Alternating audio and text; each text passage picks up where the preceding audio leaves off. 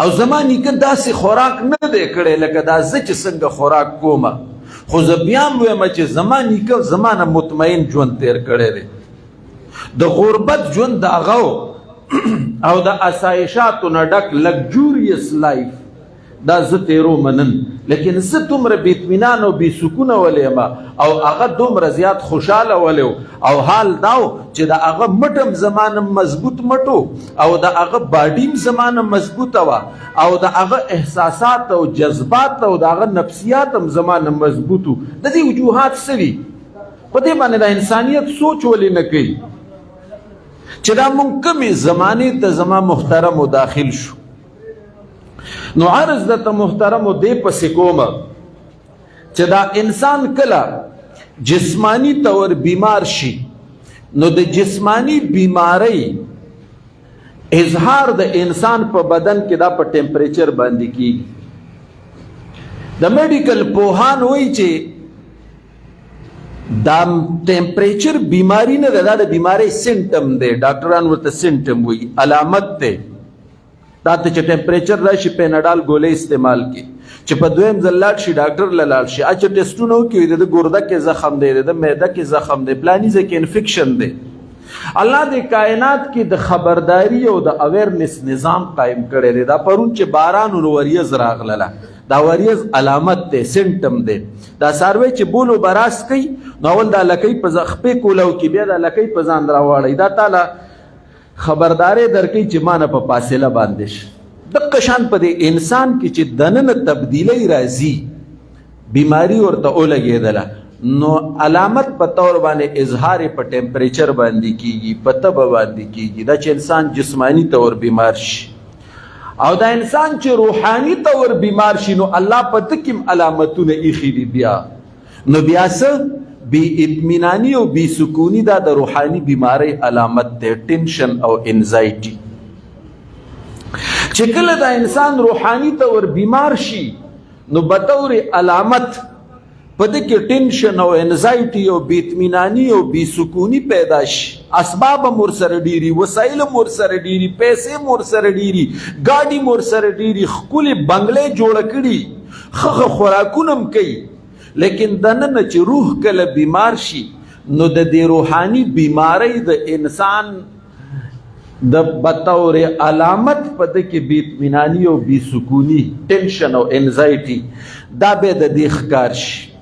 خو موږ یو خطرناک غلطي دلته کوو او غلطي دا کوو چې جسمانی طور بیمار شو نو موږ د علامت علاج نه کوو، موږ د بیماری علاج کوو. ډاکټر ته چې لاړ شو د ګرده کې زخم دی ځکه ور باندې ټمپریچر راځي نو موږ له انټي راکړي او بیا راته وایي چې که ټمپریچر در باندې راته نو دا پیناډال او پانسټان استعمالوه. خو چې کله روحاني طور بیمار شو نو معامله الټه شي. موږ بیا د بیماری علاج نه کوو، موږ د سمټم د علامت علاج کوو. یاره وایي دا طبیعت مې داسې بور دی، ځای چې لاړ شو چکر به ولګو، پلاني رسټورنټ کې به روټۍ وخورو،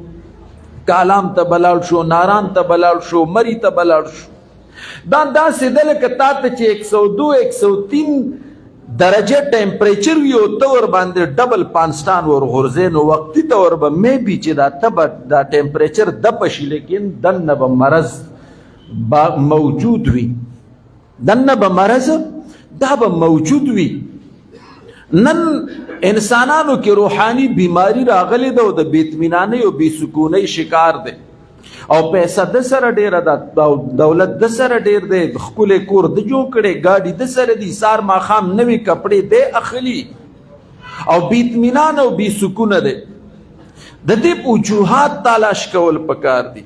څنګه چې د انسان د دې جسم خوراک دی، خوراک او انسان جسم ته خوراک نه ملاویږي دی کمزوری کیږي. آیس چې څوک استعمال کی نو 48 غنټو پورې د انسان بدن خوراک نه غواړي. اوس د دې مطلب دا نه دی چې د انسان بدن ته د خوراک ضرورت نشته، خو د بدن نشش خوراک نه غواړي او څه چل کیږي دا بدن روزانه کمزوری کیږي، د صحت را غورځيږي، دا جسمانی صحت را غورځيږي. دغه شان د انسان دا روح هم دی. ته چې خپل غذا د الله اطاعت او بندگی او د الله ذکر نه ملاویږي او نور سیزونه دل ورکې نو دا داسې د څنګه چې جسم نشه کیږي داسې د انسان دا روح هم نشه شي. دلته خو خوراک نه میلاویږي، خو روزانه داسې کېږي روحاني طور د صحت کمزوری کېږي د انسان. نو نن که جسمانی طور دا ټول خلق نشه نه دی، خو خفه کېږئ مه 98% روحاني طور ټول خلق نشه دی. 98% روحاني طور دا ټول خلق نشه دی. او را روان وخت کې به د دې شرح نورم سیوا کېږي، د دې روحاني نشې، د دې بې اطمینانۍ، د دې بې سکونۍ، د دې ټینشن، د دې د انزایټي او د دې ښکار کېږي به نوی نسل ډېر زیات. نو باید چې نوی نسل په دې باندې سوچ لږ وکړي دا موږ کوم طرف ته روان یو. ګورې زه تاسو ته په هر ځای کې صرف د قبر تقریر نشم کولی، په دې درته د علماو دړه دا سر ستړی که د را روان وخت علمیه به څه چې تا سره به پیسه هم ډېره تا سره به د ژوند اسایشات، لګژریز، سهولیات، فیسیلیټیز دا به هم د سره ډېري، ښه ویل فرنشډ کور به دې جوړ کړی، ګاډی به هم د سره های فای ژوند به هم تیری او په ایلیټ کلاس کې بشماري، لیکن د ټولو نه ډیر بې اطمینان او بې سکون او د ټینشن او د انزایټي او د ذهني تذبذب شکار به د ټولو نه زیاته دا نوې معاشرې باید چې په دې باندې مونږ تاسو سوچ وکړو. پیسه او دولت دا د اطمینان ذریعه قطعا د انسانیت دپاره نشي کېدی. د دې تمامي دنیا دولت چې راجمع کړي نو دا 36 ټریلیون ډالر دی. د 36 ټریلیون ډالر کې 25 ټریلیون ډالر دا د امریکا په سټاک ایکسچینج کې وال سټریټ جرنل کې د 15,000 خلکو ملکیت دی د څومره، او په د 11 ټریلیون ډالر دا تمامه دنیا دا حکومتونه او دا نظام او دا سیستم چلیږي. او نن چې ته د شیخانو کلي مقبره کې ناست دی او ستا او زما جب کې چې کومه پاکټ منی ده، کمې پیسې دي، دا هم په د 11 ټریلیون ډالر کې سوچ وکړئ چې ونیم عرب دنیا سره 11 ټریلیون ډالر دی او 15,000 خلکو سره 25 ټریلیون ډالر دی. نو دا به څومره های سټینډرډ والا ژوند تیری، دا به څومره اطمینان والی سکون والا وي. نو ټایم میگزین د امریکا یو ډیر مقرر جریده ده او د هغې زبردست مایاناز میگزین دی، هغې یو سروی کړی وه، وایي موږ وی چې دا خلک خو به ډېر د اطمینان او د خوشحالو ژوند تیری، 15,000 خلکو سره د دنیا د دولت غالبه حصه ورسره ده. وایي چې لاړو او موږ کوم کوېسچنیر مرتب کړی و، سروی م وکړه، دې م انټرویوز کړه، نو وایي 98% خلکو دې کې وي چې موږ دلته راغلي یو د دې دولت مالکان شوي یو، نو زموږ د چهرې نه د مسکراهټ آثار ختم شوي دي. اطمینان او سکون او خوشحالي خو لا پرېږده چې زموږ د چهرې نه ده د مسکراهټ آثار ختم شوي، زموږ په چهره خندا او د خندا آثار نه راځي، زموږ په چهره باندې مسکا او مسکراهټ نه راځي. دا هغه خلک دي چې د دنیا په اعتبار سره پیک پوینټ ته رسیدلي، دغې نه اخوا بیا بل یو نقطه نشته چې د هغې دپاره دي جدوجهد وکړي او د هغې دپاره دي ستړي وکړي، انتها ته رسیدلي دي. او هغې وایي چې زموږ نه خوشحالي اخیستې ده، هغې وایي زموږ نه اطمینان اخیستی دی، او هغې وایي زموږ نه سکون اخیستی دی. او زه اوس لګیا یم او اولنی سټپ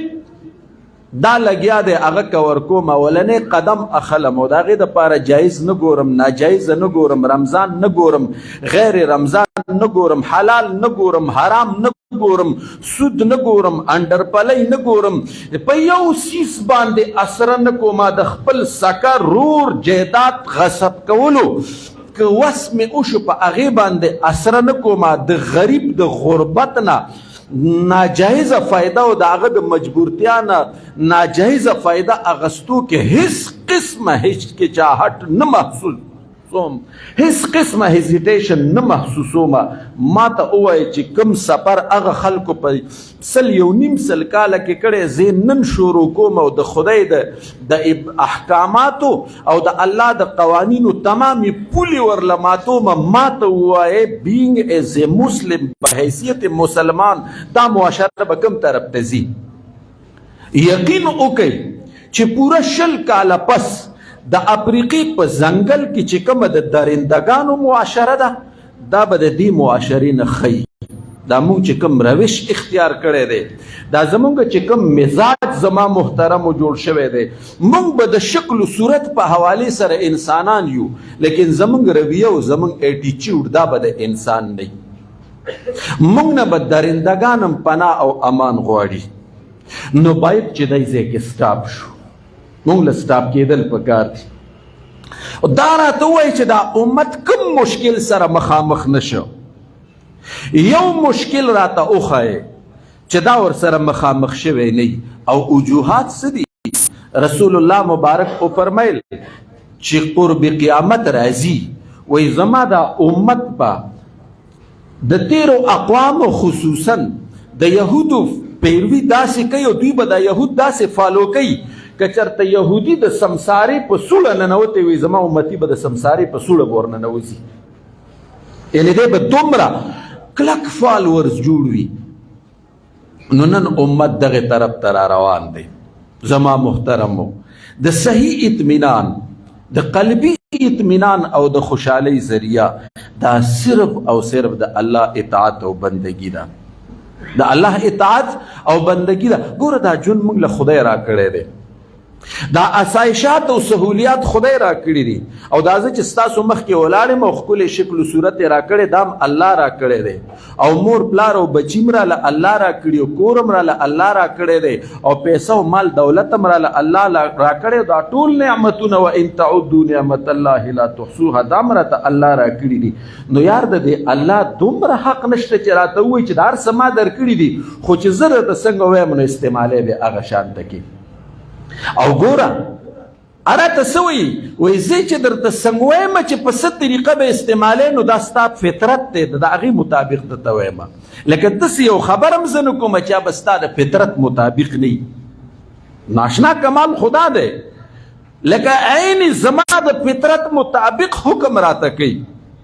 زما د فطرت د مزاج د خصوصیاتو د ترجیحاتو نه هټ کر خبر هم نه کوي. نو بیا وجه څه ده؟ وجوهات څه دي؟ دا فطرت ولې په موږ باندې بوج شو؟ یعنی الله چې څومره حکمونه موږ ته کړي د عین زما د فطرت مطابق دي. الله وایي ته به روټۍ داسې خورې، ستا فطرت داسې غواړي، ته به خپل نفساني خواهشات داسې پوره کوې، ستا فطرت یې داسې غواړي، بحیثیت انسان ته به ګټه وټه معیشت به داسې چلې ځکه چې ستا فطرت داسې غواړي. نو ګوره الله هغه هستی ده او هغه کریم و رحیم ذات دی چې یو خو نعمتونه دومره را کړي دي چې الله فرمایي چې نیشه شمارلی، او بل راته دا وایي چې بی تاسو دا کم نعمت استعمالوي نو د اصل طریقه دا ده، یعنی ستاسو عین مزاج دا وایي، ستاسو ترجیحات دا دي، ستاسو د فطرت، نو د هغې مطابق به استعمالی. نو هسې سوچ کوو خپلو کې، بیان به نه کوو، نن مذاکره کوو چې د خدای دومره حق هم نشته دی چې راته وایي چې دا ټول هر څه مې در کړي دي، خو خیال ساته داسې استعمالوه، او دا ستا عین فطرت دی، دا ستا عین مزاج دی. د نن وخت مسلمان چې دونه سرکشه شو چې هغه ته وایي چې او دا هر څه دې را کړي دي، خو مرضي دې نه منم. زه تاله خو دې په کلي کې د سره یو سړی احسان وکړي او دومره درته وایي چې دا واخله، لکه پلار به راولېږي، زوی له پیسې ورکوي که نه ورکوي، ما له چې به پلار پیسې راکولې نو ورسره به تاکید کوو چې بچیه لوپري به پې نه کې، غیر ضروري څیز به پې نه اخلې. ستاسو ټول پلاران ناست یې او زامن به هم دلته یې، د پلار دا حق نه جوړېږي چې پیسې راکوي چې ما ته نصیحت هم وکړي چې ګوره لوپري به پې نه کې، او زوی هم مني چې او دا د پلار حق دی چې دی ما ته ووایي چې لوپري به پې نه کې. غلط ځای کې به استعمالی نه، داسې ځای کې به دا پیسې نه لګي چې خدای درنه ناراضه شي، ستا بدن ته پې نقصاني، غلط مجلسونه به پې نه منعقد کې. نو چې پلار ته دا حق حاصل دی چې هغه زوی ته پیسې ورکوي، پاکټ مني، او ورته وایي چې غلط ځای به نه استعمالی، نو زما خدای ته دا حق نه دی حاصل چې ما ته ووایي چې دا ټول نعمتونه مې در کړي دي، خو هسې به استعمالی لکه څنګه چې زه غواړم، او دې کې ستا خیر او فایده هم ده. نو دا نن انسان د تبعی اسباب دا دي چې دی اوسه پورې په دې خبره باندې پوه نه شه. هغه منعم حقیقي چې چا موږ ته دا نعمتونه را کړي دي، هغه الله رحیم و کریم الله، موږ د هغه مرضي د نعمت د استعمال په حوالې سره نه منو. دې ځای کې تبیانې شروع شوي دي. نو تاسو ما ته ووایئ چې الله درته هر څه درکړي او بیا درته وایي چې زه څنګه وایم هغه شان استعمالوه او ته نه استعمالوې، نو په هغه اسایش کې او په هغه سهولت کې او په هغه نعمت کې به بیا اطمینان پیدا شي د مسلمان دپاره. دا چرته هم نشي کېدلی. نن د مسلمان د بې اطمینانۍ او بې سکونۍ او د ټینشن او د انزایټي اصل اسباب زما محترمو دا دي. باید چې دا معاشره را واپس شي او خدای سره تعلق قایم کړي او بیا دا موجوده وخت او دا موجوده دور دا زما محترمو له دې تقاضا کوي. زه په دې موقع د ځوانانو ته یو څو خبرې کوم. تاسو ما تاسو ته ووایي چې وخت او مرحله او دا ذهن نازک دی، ډېر لوی غم او درد دی، ډېر لوی غم او درد او بیا روجام ده او بیا د امت مسایل هم ډېر زیات دي او د ننني وخت کې خو د هلکانو ته جي یوه خبره کول غواړم او ډېره لازمي او ضروري او ورته دا کول غواړم چې د راروان وخت کې به د دې قوم مشکلات نور هم سیوا کېږي او زمونږ غیر ضروري د څیزونو استعمال به هم سیوا کېږي او غربت به نور هم ډېر زیات راځي. مونږ که قوم جوړیږو د راروان وخت کې د دې انسانیت خیرخواهي غواړو نو نوي نسله بس دی نور پرېږدئ دا کمې لوړغتې چې کوئ. مونږ چې د دې مرحلې نه وځو نو مونږ به په ساده والي باندې وځو چې زمونږ خوراک ساده شي، زمونږ ناسته ولاړه ساده شي، زمونږ پیزار ساده شي، زمونږ لباس ساده شي، زمونږ د شکل و صورت باندې چې مونږ کم اخراجات کو آفټر شی و بیپور شی و پلانې کریم سومو جل هغه جل دا جل چې دا نخرې تاسو پریښي نه نو یاد ساتئ په امت کې به بې اطمیناني او بې سکوني. پلار به د انزایټي شکار کېږي ولې به د زوی ضروریات نشي پوره کولی. هلک به په داسې سوسایټۍ کې او په داسې مجلسونو کې کینی چې د هغې تقاضې به نشي پوره کولی او یو زبردست فکري انتشار به د معاشره کې راځي. را روان وخت کې به دا مشکلات سیوایي. زه نوي نسل ته عرض کومه چې موږ د دې بحران نه وځو نو زموږ سره یوه لار ده چې موږ د حضور مبارک ساده ژوند اختیار کو. ساده ژوند اختیار کو. رسول الله مبارک په خپل ژوند کې چې ناست دی روټۍ ته نو د یو سالن سره خوراک کړی دی او دویم سالن یې نه دی استعمال کړی. اوس دا نه چې دا ناجایزه دي او حرام دي، لیکن موږ ته د حضور مبارک طریقه دا وه. دا اوسنی رمضان هم د دې تقاضا کوي. څومره زیاته مهنګایي ده ورسره پلس بېروزګاري ده او غریب څومره تکلیف سره مخامخ دی. نن تاله او ماله الله پیسه راکړې ده نو چې زه نور سم نشم کولی نو دا کولی شم چې 4 ترکارۍ زما په درستخان پرتي نو چې دا 2 ترکارۍ کمې کم او د دې پیسې یا دا 2 ترکارۍ ما ته پته ده چې زما په کلي په محله کې کم سړی غریب دی او د چا درستخان په دې وخت کې ویجاړ پروت دی نو په حیثیت مسلمان دا زما څنګه مسلمانی او روجې شهر مواسات چې دا د غم ګسارۍ د یو بل سره د غم د پاللو میاشت رسول الله فرمای زه به کله غم پالم چې زما په خوا کې ګاونډي د هغه په درستخان باندې صرف لوبیا پرته ده او ما ته 10 قسمه سیس پروت دی که یو 2 قسمه د هغه کور ته ولیږمه نو څه چل به وشي. نن ما تعالی الله پیسې راکړي دي، دا پیسې چې نن ما جنت ته ونه لیږي نو تاسو څه وایئ چې زه وفات شم دا زوی به راپسې خیرات کوي. دغه زوی خو چې خیرات کوي نو خلکو ته خپل سوشل سټیټس ښیي، تا دپاره یې نه کوي. او دا به پلانې هم راځي او ډنګرې به هم راځي او ښه زبردست ګول میزونه مو لګوي او ښه ټینټ سروس والا خبره هم وکوي او ګورئ چې ترکاري په سره بعضې خلک به پکې بیماران هم وي او په دې کې به ایلیټ کلاس به هم راځي. دغه زوی تا دپاره خیرات نه کوي. نن ژوندی دا پیسې ستا دي دا اولګوه په ځان باندې او نن موقع ده غریب په بازار کې سبزي نشي اخیستلی او غریب په بازار کې وړه قسم په خدای بیګا ما یو د بنو ملګري ته ټلیفون وکړو ډېر وس 10 واله سړی دی ما ورته زمونږ کلي کې غربت ډېر دی او مونږ په دې رمضان کې څه خدمت کوو نو ته مونږ سره تعاون وکړه. ما ته یې بلکل به در سره کومه خو زما د علاقې حالت ډېر خراب دی. ما یې ولې وایي زمونږ د وړو ماشین دی او د هغه الفاظ دا وی بل یو ماشوم راغی ویلې چې د 50 روپو وړه راله راکړي. تاسو ما ته ووایئ چې خدای تعالی درکړي دا به د کله په کار باندې راځي. الله تعالی درکړي او نن الله جنت قیمتن در باندې خرڅوي او ویډیای در باندې خرڅوي. ویړیا در باندې خرڅي ویړیا الله درته نن درکړې ده دا پیسه راواخله او تا ته به معلومه چې ستا په محله کې کوم سړی غریب دی او د پوره رمضان سامان ولا واخله قسم په خدای چې ماښام کې یوې تور سرې لاس راچوت کو او وی چې الله د دنیا او آخرت خوشحالي نصیب کې بس په دغه وخت کې دله دا ډېر شی ده یوه تور سرې چې یوې تور سرې لاس راچوت کو وی چې الله د دنیا او آخرت خوشحالي نصیب کې قسم په خدای چې اربونه روپۍ ولګي چې ته ماله د دې زور بیا را پیدا نکړلی شي نن در سره وخت دی خلک ډېر مشکل سره مخامخ دی د تخبی خلکه خدای دله درکړي دي ځان نه قارونان مه جوړوئ نن د الله د رضا کولو موقع ده چې موږ الله رب العزت رضا کو غریب طبقه ډېر مشکل سره مخامخ ده بیروزګاري هم ډېره زیاته په انتها باندې ده زه کوم کومه موضوع په دې وخت کې وچېړم او زه به تاجر طبقې ته د عرض وکړم دلته به ډېر زیات موجودي چې د خدای نه نور ویریږئ بس دی د الله نه ویریږئ څه به کوئ په دې پیسو باندې تاسو ما ته ووایئ چې یو سړی 800 روپۍ دیاړي واخلي او ته راولګې او ناجایزه ګټه ترې وکړي او هغه 800 روپۍ ګټلي وایي چې ماله د 100 روپو څه شی راکه بیسن راته راکه او د 1.5 روپو راله لوبیا راکه او په هغې کې د ته ناجایزه منافخوري وکړي زما د خدای په ذات قسمي چې کعبې ته د شب قدر په شپه لاړ سي او تندی ورته کېدي او ته الله وبخلې نو بیا راشه زما په دې مخې راتوکه اټن ګوټن به دې ځای کې بس دی بس دا یو رمضان دی په قوم مشکل راغلی دی قوم د پاره تیر که کنه څه چل به وشي ته خو به د لوږې نه مړ نه شي نن مشکل راغلی دی په دې قوم باندې نن په غریب باندې مشکل راغلی دی دا یو رمضان دی د ده دپاره راوړو خرڅې که کنه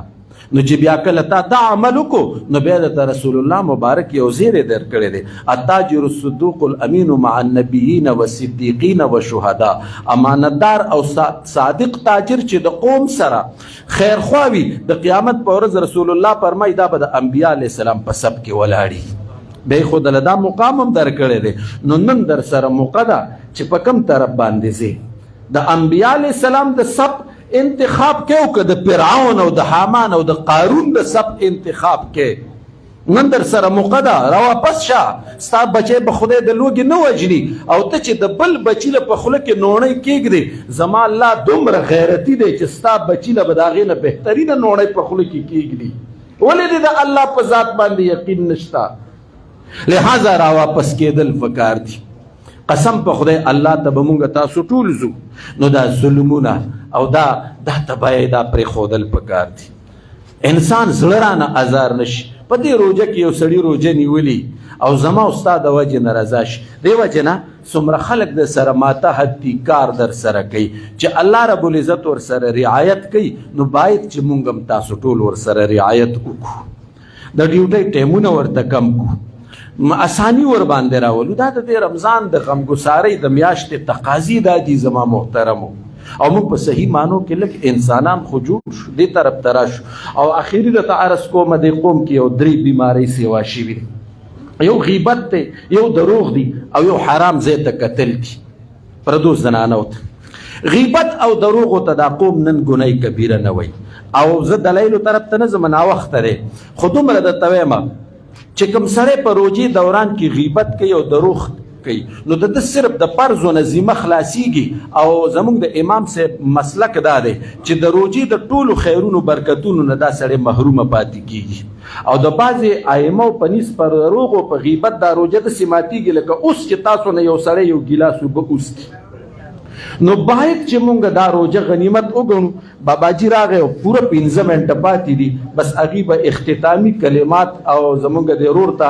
دعا وکړي چې الله رب العزت د دې دا سفر د خوشحالو نه ډک کې 15 منټه پاتې دي ای به اختتامي کلمات او دعا به وکړي تاسو لږ اخوا شئ لږ اخوا شئ هم راځه